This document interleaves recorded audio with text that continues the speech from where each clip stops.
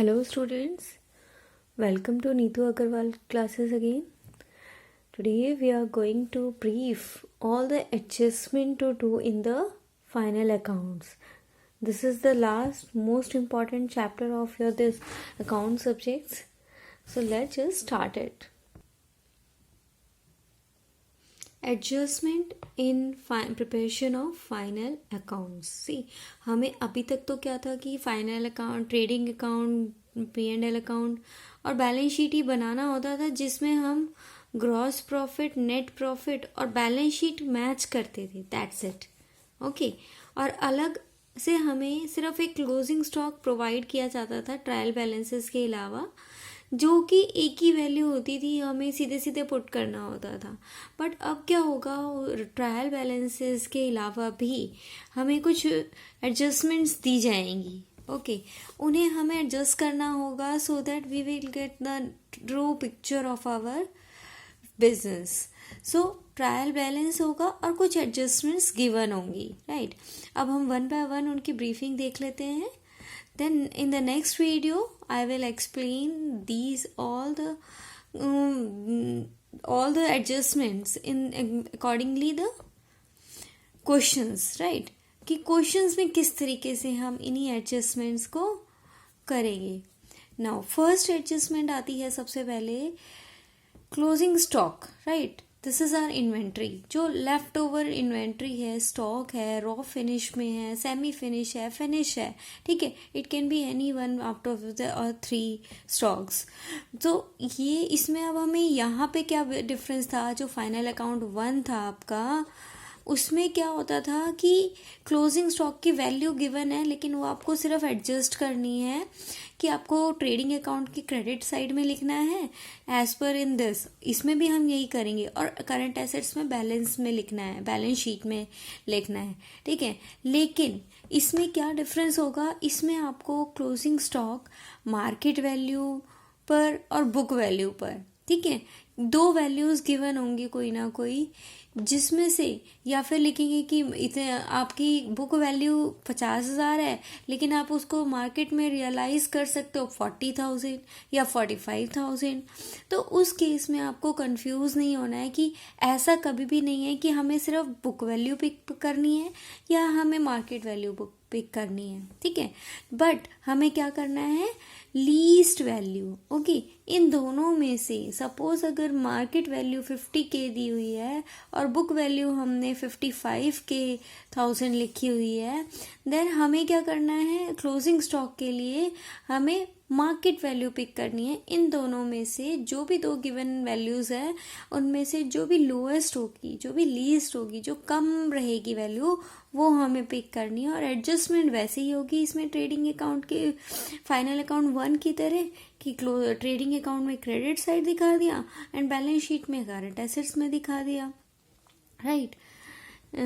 और इसी को आप अलग तरह से करना चाहें तो एडजस्टेड ट्रेडिंग अकाउंट के लिए डायरेक्टली क्रेडिट ना करके आप इसको एडजस्टेड परचेजेस भी निकाल सकते हैं, जिसमें इसमें आपके छोटे छोटे MCQs टाइप बनेंगे, जिसके लिए हम क्या करते हैं, opening stock plus purchases minus closing stocks. ठीक है. Always you get the same result for this. आप चाहे इस मेथड से करो चाहे इस मेथड से करो, आपको सेम ही रिजल्ट मिलेगा. चाहे आप ट्रेडिंग में क्रेडिट साइड उसको लिख दो, चाहे आप एडजस्ट करके न्यू परचेजेस जो होंगी वो निकाल के डेबिट साइड कर दो. राइट. नेक्स्ट आते हैं, नेक्स्ट एडजस्टमेंट पे आ जाते हैं, that is outstanding expenses. Okay. Like कि हमें वो एक्सपेंसेस करने हैं, ड्यू हो चुके हैं लेकिन हमने पे नहीं किए. सपोज हमने रेंट ही पे करना होता है, फैक्ट्री रेंट है या ऑफिस रेंट है, अगर हमें वो पे करना है 1st डेट को, 1 जुलाई को, सो अगर हमने वो पे नहीं किया है अनटिल अभी तक भी, या एंड ऑफ दिस, मतलब अब ये तो हम फाइनल ईयर में 31 मार्च को बनाएंगे, तो हो सकता है जैसे फरवरी मार्च का रेंट अभी हमने अगर नहीं पे किया है, तो those are that will be the outstanding expense. कि हमारे लिए वो लाइबिलिटी बन गई है जो हमने पे नहीं करी अभी तक। तो इसके लिए क्या, इसमें कोई भी एक्सपेंस हो सकता है, आउटस्टैंडिंग रेंट हो सकता है, आउटस्टैंडिंग सैलरी हो सकती है, ठीक है, एनी वन पर्टिकुलर एक्सपेंस हो सकता है। इसमें क्या करेंगे हम, तो ये हमारी एक्सपेंस है पहली बात, तो हम P&L में दिखा देंगे for with particular expense account, उसका नाम लिख देंगे यहाँ पर। रेंट है तो रेंट लिख देंगे, कमीशन है या वट एवर जो भी आउटस्टैंडिंग है यहाँ पे वो लिख देंगे। और बैलेंस शीट में हम क्या करेंगे, ये हमारी लाइबिलिटी है, this is outstanding due but not paid, right. तो हम इसे करंट लाइबिलिटी की तरह लाइबिलिटी साइड दिखाएंगे बैलेंस शीट में। ओके, क्लियर है। Next is prepaid expenses. जिस तरह से ऐसा हो सकता है कि हमने कोई एक्सपेंसेस ना किए हों अभी तक पे, ऐसी उसी तरह ये भी हो सकता है कि हमने कुछ एक्सपेंसेस एडवांस में ही पे कर दिए हों, राइट। कि वही रेंट अगर हमने सपोज करो अप्रैल और मई का भी पे कर दिया इकट्ठे ही, तो ऑब्वियसली हम तो मार्च में बना रहे हैं, एंड ऑफ मार्च 31 मार्च को फाइनल अकाउंट्स, तो अप्रैल और मई का जो हमारा रेंट गिवन है वो हमारे लिए एसेट्स की तरह काम करेगा, that is a current asset for us, right. Paid in advance. See, जब हम चीज़ें पहले से लेकर मतलब ले चुके हैं, जैसे हमने इसमें क्या कहते हैं एडवांस, सपोज जैसे कि आउटस्टैंडिंग एक्सपेंस है, ठीक है, हम वो खर्च तो कर मतलब उसका यूज़ तो कर चुके हैं, हम गुड्स या सर्विसेज हम यूज़ कर रहे हैं उसको, लेकिन हमने उसका पेमेंट नहीं किया, ठीक है, दैट इज़ आउटस्टैंडिंग, हमारे लिए लाइबिलिटी है। लेकिन अगर हमने वही चीज़ हमने भी यूज़ तो हम पूरा महीना अप्रैल मई तक कर सकते हैं, बट हमने पेमेंट एडवांस कर दिया है, तो दैट इज़ एन एसेट। तो ही चीज़ें हो सकती है, या तो आउटस्टैंडिंग या प्रीपेड। इसी को हम आगे भी पढ़ेंगे कई बार, एक्रूड, और ये तो एक्सपेंसेस के बारे में है, इसी तरह इनकम भी हो सकती है, राइट। तो प्रीपेड एक्सपेंसेस के लिए हम क्या करेंगे, यहाँ पे हम क्या करते थे P&L में उसको ऐड कर देते थे पर्टिकुलर रेंट में, ठीक है, पर्टिकुलर अकाउंट में। यहाँ हम क्या करेंगे P&L में इसको क्रेडिट साइड दिखा देंगे, बिकॉज ये तो हमारा क्या कहते हैं, सॉरी एक सेकेंड, हाँ, यहाँ पे हमारे पास P&L में दो ऑप्शंस हैं एक्चुअली, कि अगर सपोज करो यहाँ पे प्रीपेड रेंट है और ऑलरेडी एक रेंट हमें ट्रायल बैलेंसेस में भी गिवन है, तो हम क्या करेंगे, यहाँ पे जो रेंट यहाँ लिख रहे हैं P&L में, उसी में से क्या करेंगे, जो प्रीपेड है, जो एडवांस पे कर रखा है, उसको हम माइनस कर देंगे, राइट, उसी वाले पर्टिकुलर अकाउंट में से। या फिर हम एक और ऑप्शन कर सकते हैं, या तो डेबिट साइड से माइनस कर दें, या हम क्रेडिट साइड में उसको अलग से दिखा दें, ठीक है। दोनों से ही सेम रिजल्ट आएगा, नेट प्रॉफिट या नेट लॉस पे आपके कोई फ़र्क नहीं पड़ेगा। और प्रीपेड जो है हमारे लिए एसेट की तरह है, तो बैलेंस शीट में हम इसको करंट एसेट्स की तरह शो कर देंगे, राइट। प्रीपेड रेंट, प्रीपेड जो भी मतलब हमारा एक्सपेंस है जो हमने प्रीपे कर रखा है, उसी पर्टिकुलर नाम से हम उसको एसेट्स में दिखा देंगे। नेक्स्ट इज एक्रूड और आउटस्टैंडिंग इनकम। एक्रूड से आपको कंफ्यूज नहीं होना है, accrued means outstanding, right, what ever accrued expense, accrued income, what ever accrued is outstanding, like income earn but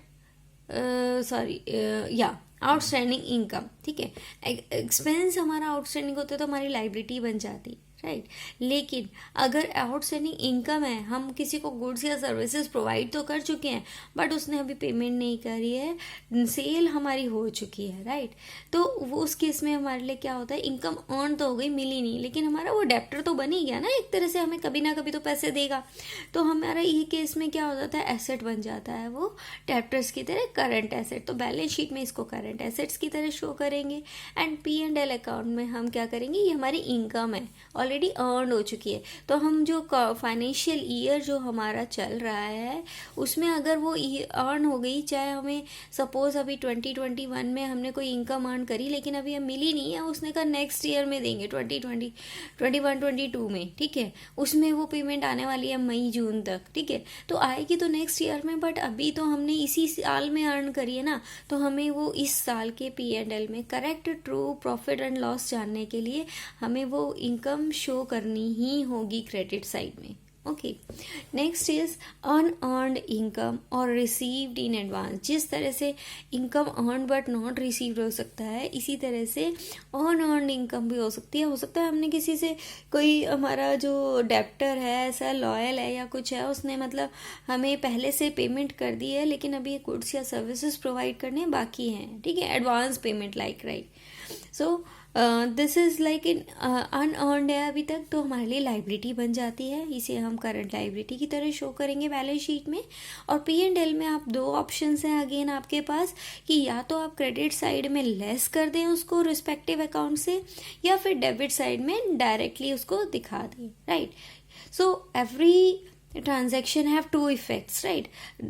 आपको हर जगह हर एक एडजस्टमेंट्स के दो इफेक्ट नज़र आएंगे, एक P&L या ट्रेडिंग में, एक बैलेंस शीट में। ओके, तो ये आपको ध्यान रखना है कि हर एक एडजस्टमेंट दो जगह इफेक्ट डाल रही है। Next is depreciation. अगर कोई फिक्स्ड एसेट्स है उस पर हम डेप्रिसिएशन प्रोवाइड करना चाहते हैं, और ट्रायल बैलेंसेस से अलग हमें एडजस्टमेंट्स में गिवन है कि प्रोवाइड 5% डेप्रिसिएशन ऑन फर्नीचर और planted machinery something else, right. तो हम क्या करेंगे, डेप्रिसिएशन इज, ठीक है, हमारा कैश नहीं जाता है, it is a non cash expenditure, but it is N expense for us, right. So P&L में डायरेक्टली आप वो 5% जितना भी निकालना है। डेप्रिसिएशन के केस में आपको ये ध्यान रखना है कौन सा एसेट आपने किस डेट पे परचेज किया है, ठीक है, किस डेट पे, कितने महीने, राइट, कितना टाइम पीरियड आपने उसको यूज़ किया है, सो दैट आप जब डेप्रिसिएशन जिस भी रेट पे निकालेंगे उतने ही मंथ्स के लिए निकालेंगे जितने मंथ्स आपने वो इस करंट ईयर में यूज़ किया है, राइट। देन उसके लिए क्या करेंगे, आप डेप्रिसिएशन दिखा देंगे P&L में, डेप्रिसिएशन गोल्डन रूल, ठीक है, डेबिट ऑल द एक्सपेंसेस। तो यहाँ पे हमने डेबिट कर दिया P&L में। It is not a direct expense, तो हम P&L में, ट्रेडिंग अकाउंट में वही एडजस्टमेंट जाएंगी जो डायरेक्ट एक्सपेंसेस से रिलेट करेंगी। P&L में क्या करेंगे, डेप्रिसिएशन है, अब ये हमारे एसेट्स की वैल्यू को कम कर देगा, तो हमारा जो भी एसेट हम दिखाएंगे फिक्स्ड एसेट बैलेंस शीट में, उसको डेप्रिसिएशन कम करके दिखाएंगे, उसकी वैल्यू कम कर देंगे, right. Now bad debts, this is the most important, जो बहुत ज़्यादा कंफ्यूज रहते हैं जिसमें बच्चे। फर्दर बैड डेट्स, देखिए क्या कई बार क्या होता है, ट्रायल बैलेंस में भी आपको बैड डेट्स दिए होंगे, ठीक है, वो पुराने हैं, ठीक है, ओल्ड प्रोविजंस भी कई बार दिए होते हैं आपको, जो एडजस्टमेंट में वो बोल रहा है, ठीक है, आपको उसके हिसाब से काम करना है। अगर आप सपोज करो ट्रायल बैलेंस में आपको 500 रुपये दिया हुआ है ऑलरेडी, ठीक है, तो ये तो आप दिखाओगे ही दिखाओगे, लेकिन अगर फर्दर बैड डेट्स आपको 700 और दिखा दिए गए हैं, तो आप वहाँ पे रिस्पेक्टिव P&L अकाउंट में इसमें ऐड कर दोगे और 1200 ही दिखाओगे, ठीक है। और डेप्टर्स में से हम वहाँ पे माइनस कर देंगे जो एडजस्टमेंट्स में हमें दिए हुए हैं, ना कि जो ट्रायल बैलेंस में दिए हैं, वो वाले माइनस नहीं करेंगे हम, क्योंकि वो तो ऑलरेडी वो माइनस कर चुके हैं, ठीक है। तो इसकी एडजस्टमेंट्स क्या होंगी, आपको फर्दर बैड डेट्स कुछ ना कुछ एडजस्टमेंट में दिए होंगे। P&L में क्या करोगे, आप डेबिट कर दोगे उस अमाउंट को, अगर पहले के बैड डेट्स हैं उसी में ऐड कर दोगे, नहीं है तो ये वाले दिखा दोगे।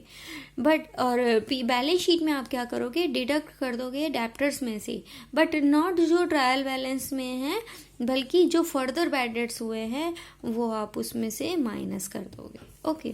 अब बैड डेट्स को लेकर बैड डेट्स रिकवर्ड भी आते हैं। कई बार होता है कि हम वो मान चुके हैं कि वो पैसे नहीं आएंगे, ऑलरेडी पिछले साल हम उसको बैड डेट्स कर चुके हैं, खर्चा दिखा चुके हैं, बट इस साल वो क्या हुआ, अचानक से पैसे आ गए कुछ उसमें से, तो हम क्या करेंगे इसमें, सिंपली वो हमारी इनकम है, हम P&L में क्या कर देंगे, उसको बैड डेट्स रिकवर्ड अकाउंट कर देंगे, राइट। इसकी हम फिर एक नेक्स्ट जनरल एंट्री करते हैं, इसके अलावा इसमें और कोई एंट्री नहीं आती इसके अलावा। देन आता है आपका next is provision for bad debts and doubtful debt. This is the provision, कि आपको यहाँ पे बस ये ध्यान रखना है कि ओल्ड प्रोविजन भी कई बार दिया होता है।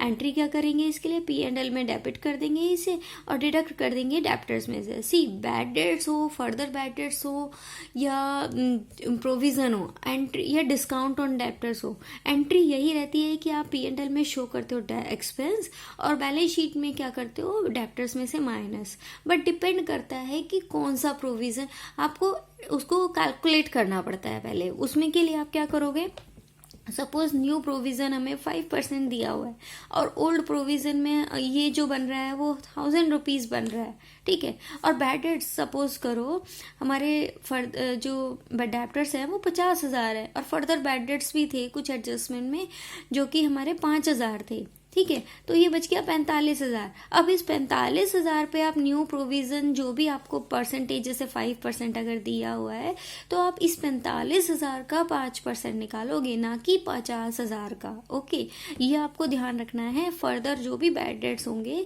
वो माइनस करने के बाद ही आप न्यू प्रोविज़न कैलकुलेट करोगे। ओके, और अगर ट्रायल बैलेंस में कोई ओल्ड प्रोविज़न दिया हुआ है तो उसको हम इसमें से माइनस कर लेंगे और ये जो न्यू अमाउंट आएगा हमारा ये हम उसको शो कर देंगे, राइट। सो ये आपको ध्यान रखना है। टू कैलकुलेट, ये मैंने आपको बता दिया, नया प्रोविज़न निकालने के लिए पहले आपको बैड डेट्स माइनस करने होंगे, then you can calculate on that. इसी तरह provision on for discount on debtors, ये भी हम क्या करते हैं, रिमेनिंग डेप्टर्स। रिमेनिंग डेप्टर्स का क्या मतलब है कि हमने पहले फर्दर बैड डेट्स अगर कुछ है वो माइनस किए, फिर प्रोविज़न माइनस किया, उसके बाद अगर provision for discount on debtors दिया हुआ है तो वो भी हमने कर लिया। इसको भी हम इसी तरह करेंगे, कोई चेंज नहीं है। Debit the amount in P&L account and balance sheet में भी डेप्टर्स में से माइनस करके दिखाएंगे, राइट। क्लियर है? या नेक्स्ट इज कमीशन। सी, हम कई बार मैनेजिंग डायरेक्टर जो होते हैं, मैनेज करते हैं काम को, उनको हम कमीशन प्रोवाइड करते हैं। आपके इसमें दो तरीके adjustment, before charging commission and after charging commission. कई बार हम जो प्रॉफिट होता है एक्चुअली हमारा नेट प्रॉफिट, इस पे हम उसे कुछ परसेंटेज दे रहे होते हैं, बट वो कह देगा कि before charging commission and after charging commission. तो आपको एक सिंपल सा ध्यान रखना है, जब बिफोर चार्जिंग करना है आपको कोई चेंज ही नहीं करना, बस आपको हाँ इस केस में ना नेट प्रॉफिट दोबारा निकालना पड़ता है, क्योंकि आप इस पे एक बार ही 5% उसको दे दिया, फिर आप उसको ऑलरेडी ऑब्वियसली P&L में ही दिखाओगे ना, जो भी उसको कमीशन प्रोवाइड कर रहे हो, that is an expense for our business, right. तो आपको नेट प्रॉफिट दोबारा से उसको कैलकुलेट करना पड़ता है। इसमें आप क्या करोगे, net profit before commission into जो भी परसेंटेज आप देना चाहते हो, सपोज 5% आप देना चाहते हो तो 5/100, दैट्स इट, सिंपल।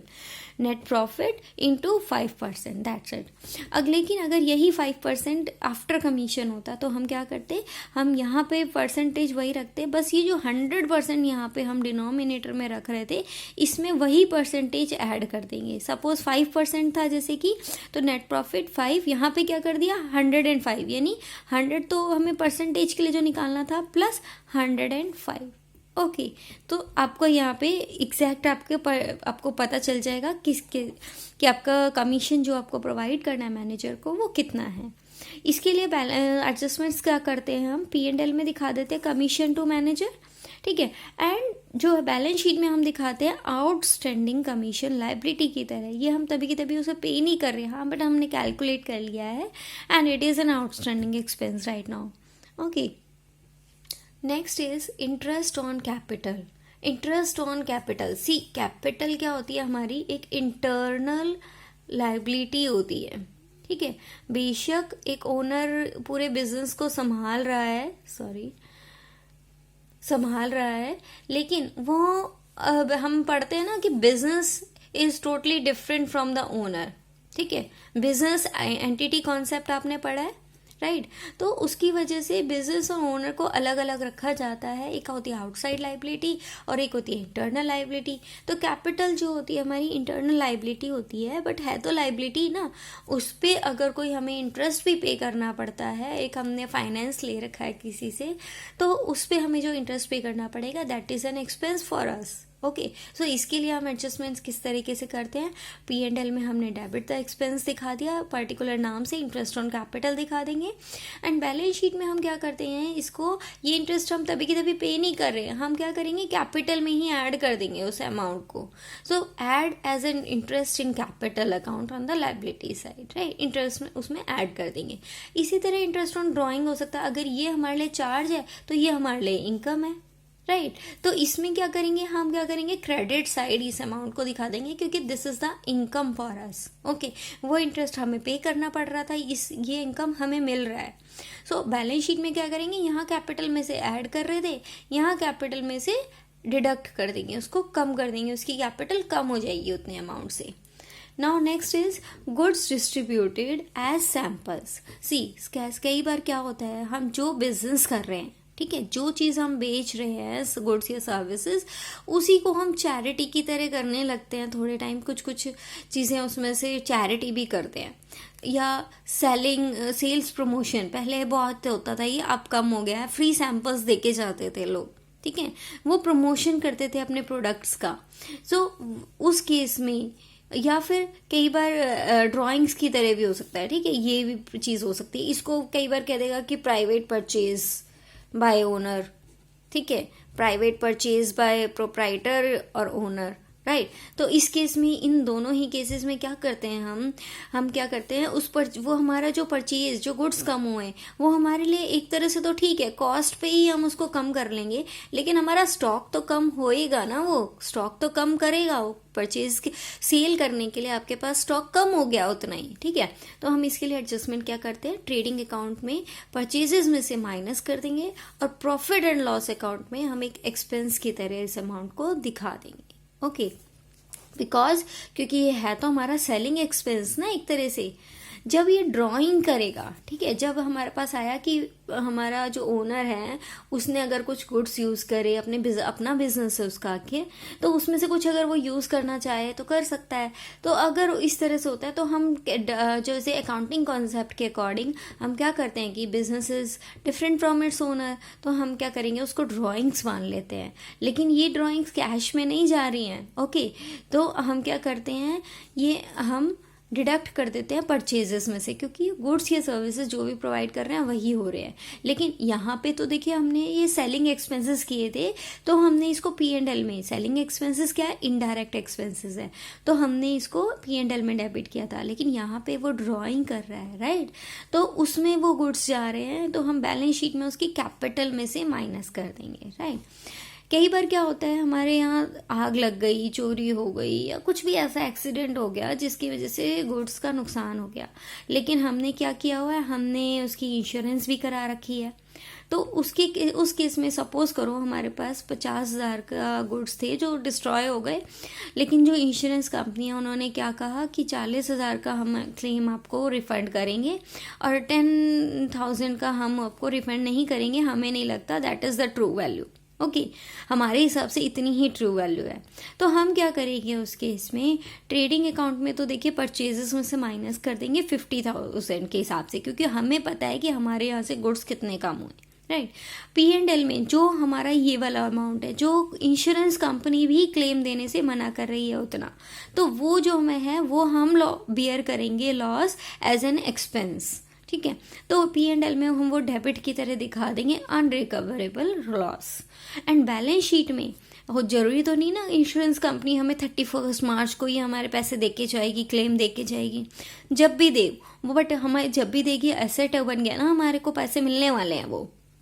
तो एसेट साइड में हम उसको एज अ क्लेमेबल अमाउंट उसको हम दिखा सकते हैं कि ये अमाउंट हमें मिलने वाला है.